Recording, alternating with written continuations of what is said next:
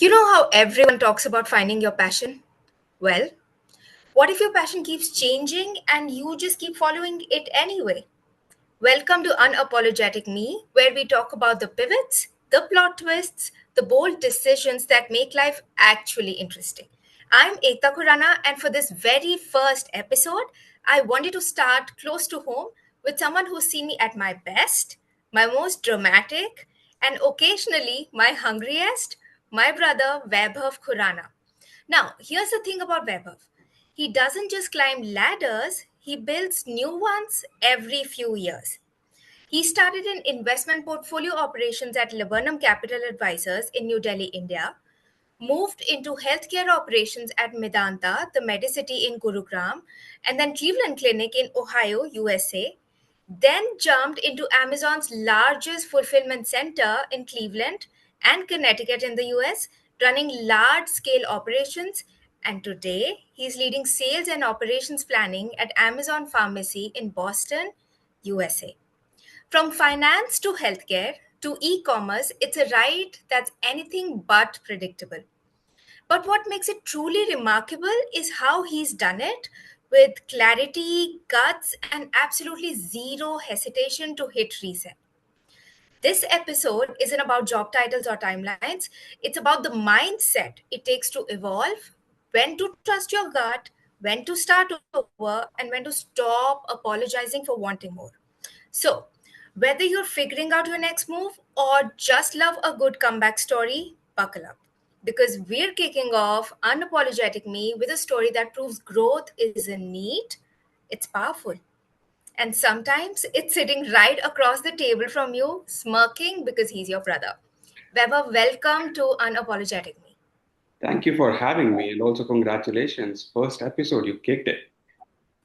Thank you. All right, so we're going to start at the very base. So, before the titles, the transitions, and the global operations, who was Vaibhav as a kid? I think Vaibhav as a kid was somebody who was kind of happy being by himself. I think I've always maintained um, I obviously I enjoy company of friends and family, but I think overall I was also like kind of a content kid. You were there to verify that. But I think I was not a very notorious kid. I was happy just being by myself. I was happy whether in school, activities, playground, off the playground, everything. Like it was always about what's the next thing that interests me. And if it is something that I find, I will just go after it. I will not let it be just sitting there. Yeah, I think that leads me to the next question that I want to ask. So, when we talk about a lot of things that interested you, can you slice out a special moment or particular moments that really shaped your fire towards accomplishing a lot of roles that you've done by far? By far.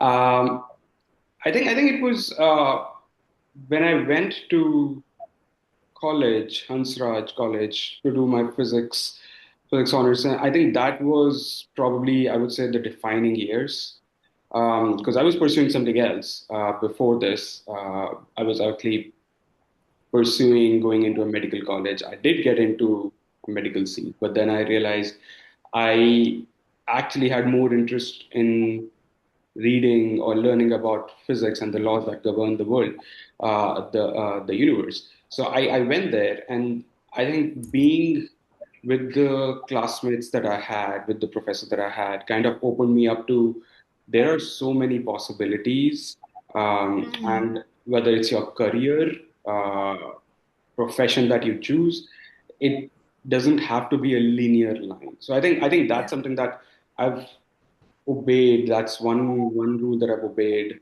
till now. Like if I get across an opportunity which is interesting, I just go after it. It has to be your work life cannot be mundane. That's the Yeah. mantra that I usually go by, and I think even outside of that, like the interests that I have, the things that I would read or listen to podcasts and all, I think they keep changing, and I think a lot of people get stuck in the cycle of, oh, this is the one straight line that I want to follow. I have never followed that. I don't think I'm built for that. I think I'm built for if something is interesting, let's pursue it. Okay, perfect. And I heard that you mentioned about couple people. You mentioned about classmates, podcasts, having professors who distilled larger than life kind of an image, exploring different opportunities. Going back, can you quote any names, any particular person who's had a major influence in your decisions or who's helped you in deciding the pivot or direction of your career? I think multiple people, not just one or two. Family, like never being told to do something. You start over there, right? Like Yeah, we never had this thing where because you've chosen this, you have to like just pursue it and period, and that's it. It was a yeah, very open dialogue culture, even at home. And then when you go to when I went to Hansraj for physics, or when I joined my laburnum or any other uh, place that I've worked with, folks that I've been there with.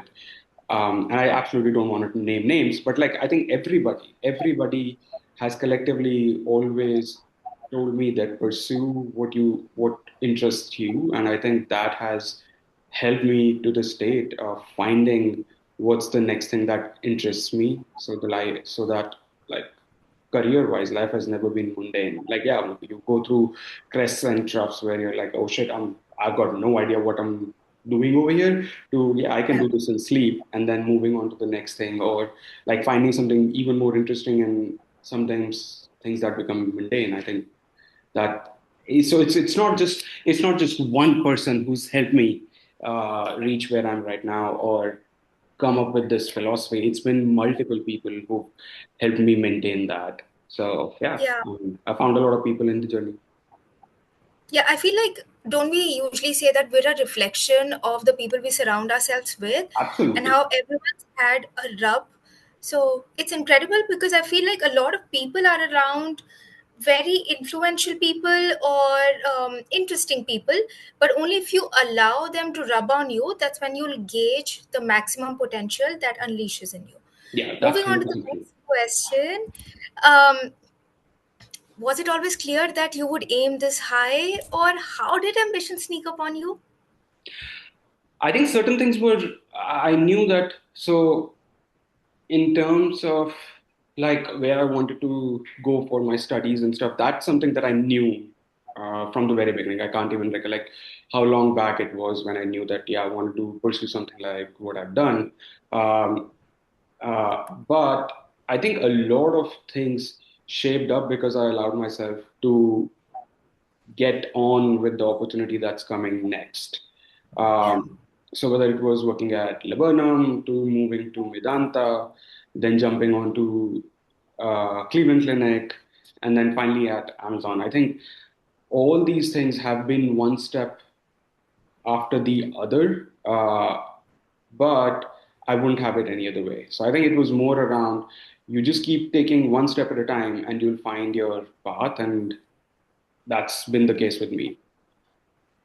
what is more interesting in your career journey is that the roles have been very different. There's Mhm. not an overlap. Each time you've had to learn a different skill or build knowledge base, maybe from the start, but you always carry functional skills along with. Yeah. So, what I'm trying to understand is, do you think resilience or curiosity had a level playing ground in your decisions, in your career?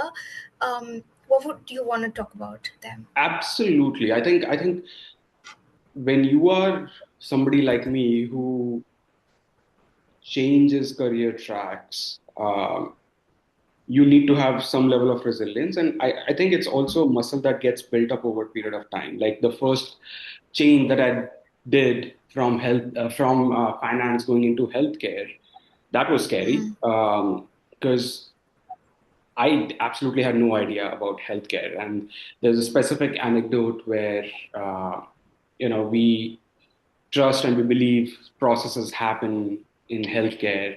As a layman, as an outsider, we think about, oh, if a doctor prescribes, medicine just gets delivered on time every time.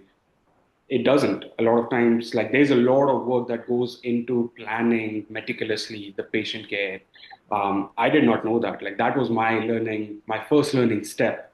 when I joined healthcare around just understanding the process and like going deep into the very single step where how does a process happen from the same example of like how for a patient, doctor comes in, prescribes the medicine. That medicine then gets goes to pharmacy. Then from pharmacy, the pharmacists have to deliver the right medicine, right dosage.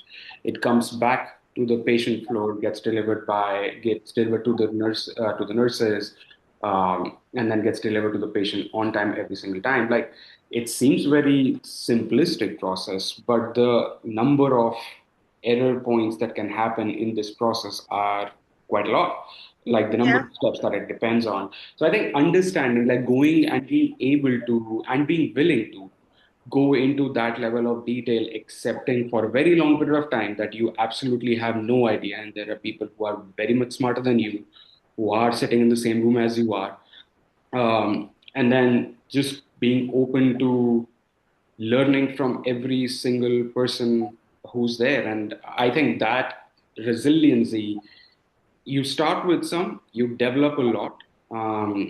And then the other thing, again, it feeds into the curiosity. You just need to keep asking, but what and why does this happen? And what if this does not happen? And I think a lot of times people do not go into that level of specificity. Um, we want to see quick results, but quick results will not come if you don't understand the process thoroughly. And I think that's something that I've maintained all through the career transitions, whether it's going into healthcare, then going into operations, and then now back into kind of healthcare with pharmacy world, like understanding every single step of the way from anybody and everybody who knows some part of it. Curiosity, resiliency both play a huge role in making sure, or they played a huge role in my case for sure, uh, making me or like helping me reach where I am right now. Great. So we've learned about the things that you did. And for anyone who's going to be listening to this podcast, this episode will be able to draw the points, what gets you even into the rooms and break into the roles which you probably didn't even know because they're not linearly, like we said, aligned.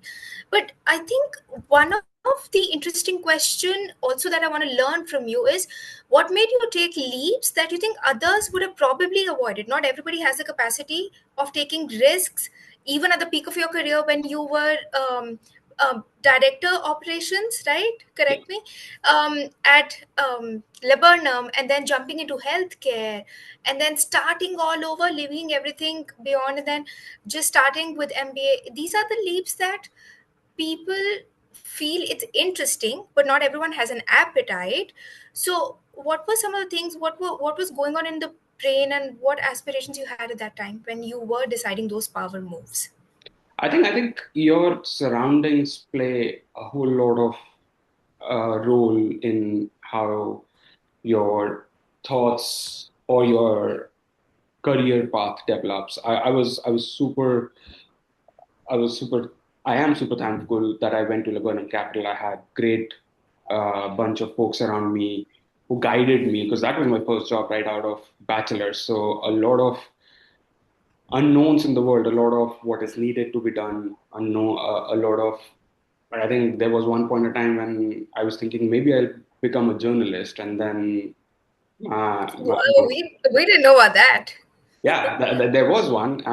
But the thing was, we used to have um, every 3 to 6 months we would have a meeting, a sit down meeting at the office, and like we would discuss these things. Like the culture was so open, where you would say the most out of the worldly obnoxious things as well, and nobody would laugh at you because that's how Because it's about your thing. growing and learning The and whole opening yeah, the whole thing was always around. Okay, why do you think you want to be something like this, and would you feel strongly about the same career goal a month from now, a year from now? I think that plays quite a bit of role because you knew that the decisions that you were taking were not just a hunch that you have. It was more based on thinking about it. And I remember, like, I think before I moved whole soul into healthcare, I actually finished a 600-page book on healthcare in India.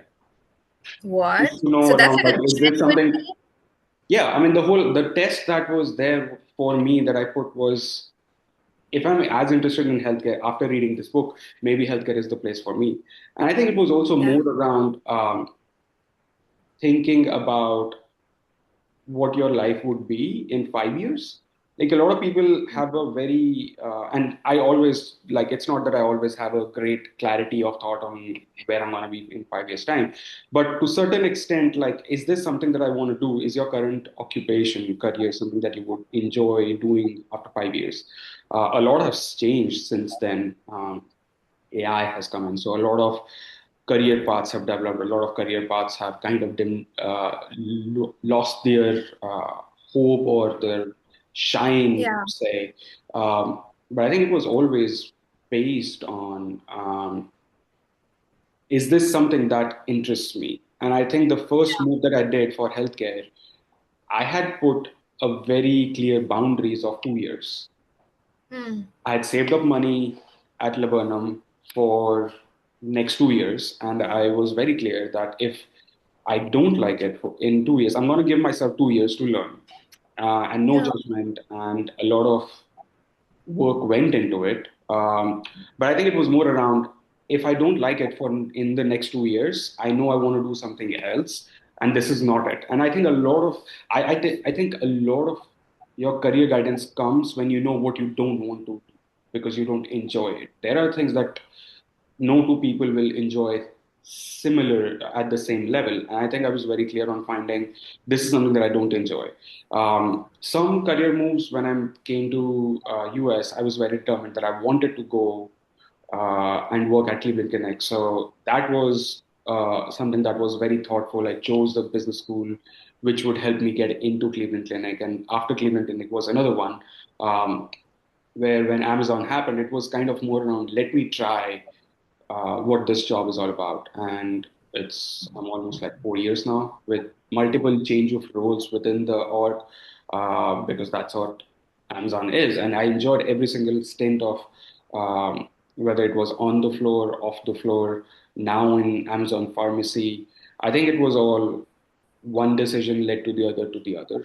Um, and just going with the flow. A lot of times you have doubts. I had gazillion doubts every single time. But you just have to be like patient with yourself. And Yeah. once you come on the other side, you enjoy that. We're going to explore much deeper into the thoughts that go in the mind when you're taking those leaps in a different segment. But for now, I think I want to know, going back, taking all those leaps, if you could just put all the thoughts together and figure out which move felt the scariest at the time and why did you still take it? If one thing that pops up in your head, what would that be? Uh, I think every single, like, I don't think there's one single thing. I think every single move, because every single move was so different from the other, felt scary. I think the only one that I was relatively more prepared for was joining Cleveland Clinic after Medanta, because that's something that was very well thought for like maybe a year and a half when I was prepping for my business school GMAT and all. I think that's something that I was more prepped up about. Yeah. But apart from that, I think every single move has been in the same category of like we need to we need to figure it out. And you go through the same cycle. I think now I identify the cycle as well. Okay, great. Tell me, each time you were making these pivots, how were they defining your understanding of success?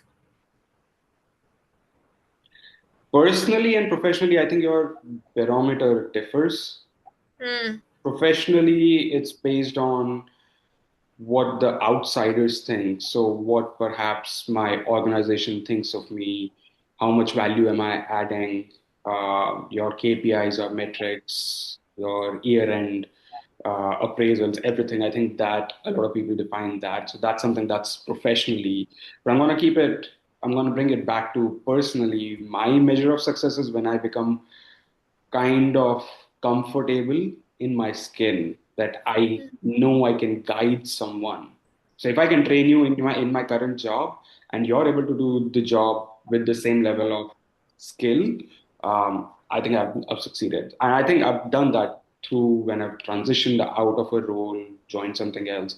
I think that has been a constant around. I've always reached a point where I was comfortable in the zone, and I knew that I need something, some more responsibility or a different kind of a role. And I know that I can teach this role to somebody else who's brand new, comes in fresh as well. I think that's what my personal barometer of success is. And professionally, of course, like the KPIs, moving up the ladder in an organization that has followed them. So all this while that I've been thinking, there has been something that's coming to my mind, which is if someone could peek behind the curtain of these decisions that you've made, making pivots, moving countries, what do you think would surprise them?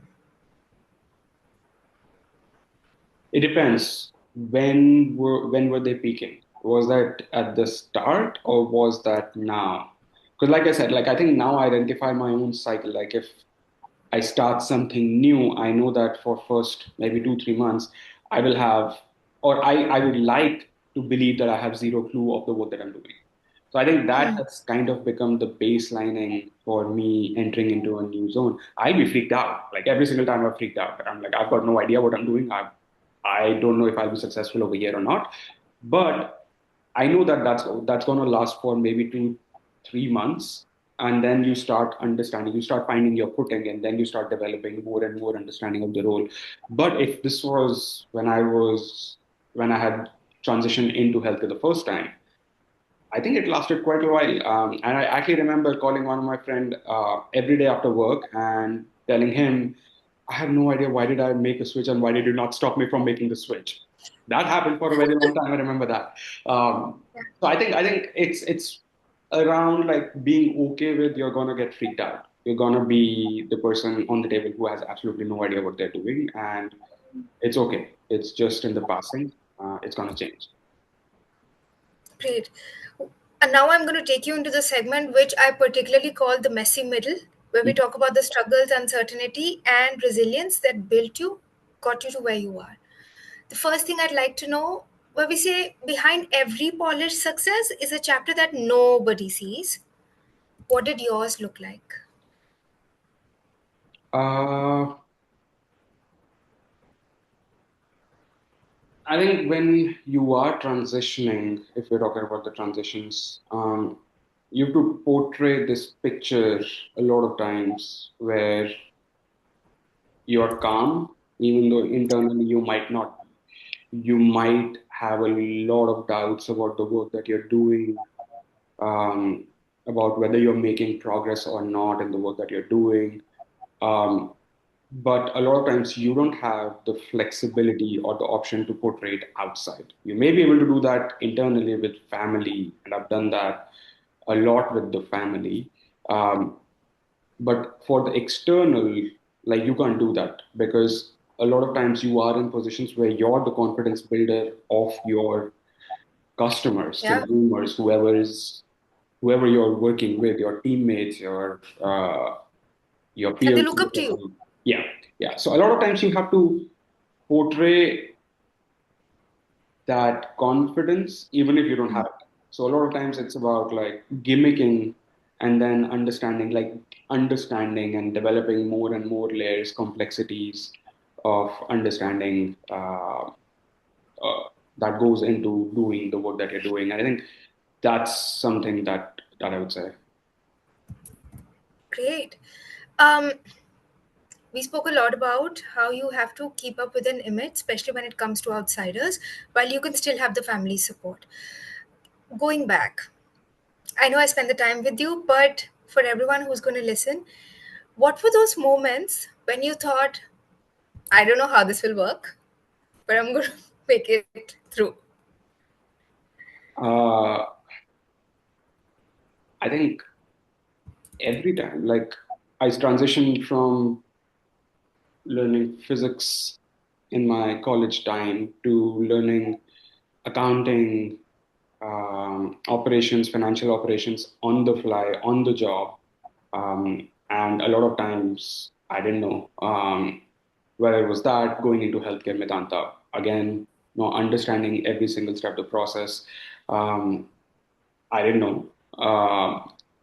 Cleveland Clinic, the same, even though it was healthcare, the work was completely different. It was more policy driven, understanding the policies. Did not have absolutely any idea. I think the biggest shock came when I joined Amazon operations, the shift structure. I'd never worked on shifts. So, like, mentally making your mindset around the different shift, day shift, night shift, and then recently coming back to pharmacy world again. I think every business had different rules of the game, and not knowing that had that. I think that moment was still there. The moment was constant. It was just that the Yeah, surrounding was different. I think that was always happening. I think that's going to happen in the future as well. I 100%. Like, I think even if you go within the same role, you climb the ladders, your responsibilities keep changing. I think the learning process is where everybody, all the leaders whom I've met with, worked with, everybody has had similar experiences as well. great. Um, this is what I feel, that when you go through such uncertainty, when you're learning, exploring, delivering, portraying, carrying an image, building a strong bone, there are small little victories which you look forward to that strengthen your belief and then eventually your confidence. So if you can think of what were small little victories through any and every role that you've had, not really official or professional, but maybe just mentally or maybe just whatever that comes to your mind, if you can share for anybody who's listening. And if they're making a pivot, it'll be easier for them to understand these are small little ways to actually feel that you're on the right path. I think you start becoming more and more confident in your conviction. Um, you start connecting the dots. So, like in my current role, how one part of pharmacy connects with the other. um, the day I was able to understand and connect the dots, I think that's what you yourself start feeling a bit of comfort in. If you're saying X, it is backed by some sort of reason. It might be right, it might be wrong, but at least you're able to reach that step where you don't have just the questions, you have answers and suggestions, and then you cross verify that with folks that probably would know more than you would. And then that would help. I think that's the pivotal point where you start understanding that, okay, now I'm understanding, now I can be comfortable, now I need to go and understand more and dig deeper into what is the next level of thought process that I need to develop, what is the next level of deep diving that I need to do. So I think once that comes, you become comfortable in the new roles, you become comfortable going further. Great. Were there moments when you had to trust your gut over conventional wisdom? Yes. I don't think I can share the official example, but very recently um, there was a situation where I think all the conventional data kind of showed us a different picture. But again, because I understood the trend of some, let's say, some XYZ output, I knew that I was on the right path, even though the historical data was showing a different picture. See, the thing is, a lot of times we get bogged down by this is what has happened in the past, and so it's going to continue in the future. A lot of times, even our best models, prediction models, they do the same thing. They will predict based on the historical data. And a lot of times, you as a human are able to connect the dots quicker as well because you learn from a lot of your peers. So, asking questions that a lot of times are overlooked upon that helped me give an insight which was never there. And even though the general conviction would have been no, it doesn't work like you're asking to go take a right turn, it should be a left turn. But because I had the data or the trend, which was not analysis that wasn't done earlier to back my conviction, I think that helped me a lot. And that was very, very recently. Great. So we learned a lot about the different roles and the skills and how your resiliency and curiosity played into your journey. Now, if you could distill three lessons, just three lessons from your journey for everyone who's listening, what would they be? I think first one would definitely be you need to have you need to have fun in what you're doing. Like a lot of people underestimate the value of that. You need to have that. You're you spend a lot of hours at your work life. Um, you can't just keep doing mundane. You'll have crests and troughs, so that's okay. But in the larger picture, you need to have fun. Yeah. Two, you need to know what is guiding you in the long run. Like you need to have your guiding principles defined or relatively more defined. Um, so whenever you're making a career switch or you're continuing with the job, you should know this is what my North Star looks like. Um, and three, this is more personal around is like just go out and have fun in the nature. I love nature, and like I think a lot of times just keep your phone down, keep your laptops, iPads, whatever instruments you have, just keep them down, go outside, just be curious. Like you look at pattern of leaves, just observe pattern of leaves across different plants, and do you see a difference? Why is there a difference? You just start learning so much. I've done that. I Observing. Yeah, just observe. Just go out there and just observe. Go to a coffee shop, just observe the folks around. Don't do anything. Order coffee, of course. All right. What's the one thing you wish everyone understood about growth? It's going to be messy. And a lot of people have said this before me, and I 100% agree that growth is always messy. A lot of times you've got no idea what you're working into, what you're talking about, but you're still doing it, and just keep doing it, and the results will follow. Perfect. This is my favorite question. Mhm. What does being unapologetic mean to you personally as well as professionally? Being clear of your thought process. So, a lot of times we don't spend a lot of time in understanding why we are saying or doing or believing in something. I think being unapologetic does not mean that you are always going to be right. It's knowing what is your thought process in doing or saying or making a decision and knowing that that might be wrong, but you're okay to be wrong at that point and change the course if you're wrong. I think unapologetic means being or knowing or having clarity. That's what I feel. So, if I'm going to take it from the very start, looking back, what advice would you give to the version of you who is just starting from ground zero? Don't stress too much for the near Okay. future. I think I was stressing too much about what's going to happen, like a small little mistake at work and stuff. I think it's okay. Have your conscience clear, which I've always had. And it's okay to make mistakes, own it up, and move past it. Don't dwell on it. I think I've spent a lot of time dwelling on the mistakes, and that's something that I would say is not needed. Okay, great. We've come towards the end of the segment. So, I'm going to ask you the last three questions. First being, every story has a defining moment, right? What's yours? That's a tough one. Um, I think I personally, okay, I'm gonna have a different opinion over here, and this is probably me being unapologetic. Is that I don't think there is one defining moment.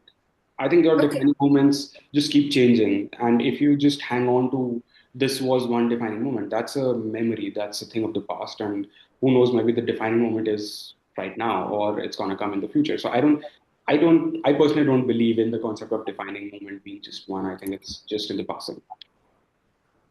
great. For anyone standing on the edge of their first big leap, what would you say? Take a leap of faith and just jump into it and just have the folks that you're going to go and crib and cry and complain and tell them that their answer should for more than for most of the times be hang on to it. If you have conviction which made you take the leap of faith, you need to surround yourself with folks that will do the same when you are kind of dwindling in your faith. Yeah, very important and very wisely said. All right, very last question. What's next for Vaibhav? What's the chapter he's most excited about? I'm gonna be dad soon. I'm super thrilled Yay! about it. Again, I've got no idea, but we'll figure it out. So I think that's something that I'm absolutely thrilled about. Can't wait. for that journey to start happening. But yeah. Oh, we're all excited about it, just not you. So I feel like this is such a great feeling, and we're counting days. Yep. Um, Thank you for being my first guest, for making it such a remarkable episode. I'm pretty sure everyone's going to enjoy and learn a lot from the kind of risks that you've taken, uncertainties you've had, and how you've chartered your own career and path, and you continue to doing that. So more success and more strength to you. I hope we had fun while we were recording. Yeah, it was so much fun. So thank you for having me as your first guest. I absolutely wish you all the best, and I think you're going to go places. Continue doing it. Thank you. Some people roar their way into the world, others, they build empires so strong, the world has no choice but to listen. Vaibhav's story is a proof that you don't need to be loud to be legendary. You just need to be real, relentless, and unapologetic. This was episode 1 of Unapologetic Me. I'm Ekta Khurana, and this is just the beginning. Because this world doesn't belong to the quiet, it belongs to those who dare. I'll see you in the next episode. All right. Bye bye. Bye.